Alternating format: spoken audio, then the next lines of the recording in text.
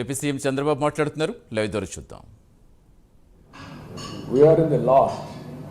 మీరు అన్నట్టు మనకు రావడం కాదు, కేంద్ర ప్రభుత్వం ఏదైతే ఒక స్కీమ్ ఇచ్చిన తర్వాత ఆ స్కీమ్ అన్ని రాష్ట్రాలకు ఎక్స్టెండ్ చేస్తే ఆంధ్రప్రదేశ్ రాష్ట్రం పూర్తిగా వినియోగించుకోకుండా వచ్చిన డబ్బులు కూడా డైవర్షన్ చేసి యూసీలు ఇవ్వకుండా ఢిల్లీలో ఎక్కడ పోయినా యూసీలు ఇమ్మని అడిగే పరిస్థితికి వచ్చారు.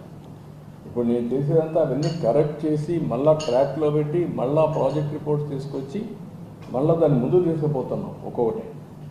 దట్ ఈజ్ వేర్ ఇండస్ట్రీ, ఒక ఇండస్ట్రీ వచ్చింది రాలేదు. ఇప్పుడు ఆ ఇండస్ట్రీస్ అన్నిటికీ వర్కౌట్ చేస్తున్నాం. ఎన్టీపీ ఇప్పుడు ఎన్హెచ్పిసి వచ్చినా లేకపోతే బీపీసీఎల్ వచ్చినా ఇవన్నీ కూడా ఇప్పుడిప్పుడు అన్నీ మాట్లాడి ఎన్ని అవకాశాలు ఉంటే అన్ని అవకాశాలు పుష్ చేస్తున్నాం. చట్టాల్లో ఉన్న కొన్ని అంశాల పరిష్కారం కోసం మీరు గతంలో తెలంగాణ ముఖ్యమంత్రితో కూడా ఒకసారి హైదరాబాద్లో సమావేశమయ్యారు. ఈ రెండు రాష్ట్రాల మధ్య ఉన్నటువంటి ఇంకా కొన్ని సమస్యలు అట్లే ఉన్నాయి. దానికి సంబంధించి ఫర్దర్గా కంటిన్యూషన్ కూడా ముఖ్యమంత్రుల సమావేశాలు కానీ చాలాసార్లు చెప్పాను నేను. రెండు రాష్ట్రాల మధ్య ఉండే సమస్యలు విభజన చట్టం తర్వాత కొన్ని ఉన్నాయి.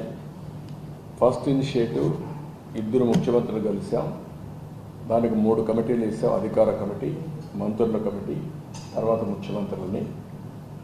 ఒక పక్క కేంద్రం చేయాల్సిన ఫాలోఅప్ చేస్తున్నాం, ఒక పక్క 3 లెవెల్స్లో తెలంగాణ అదే మరి ఆంధ్రప్రదేశ్ మధ్యలో ఉండేటి కూడా పరిష్కారం ప్రయత్నం చేస్తున్నాం.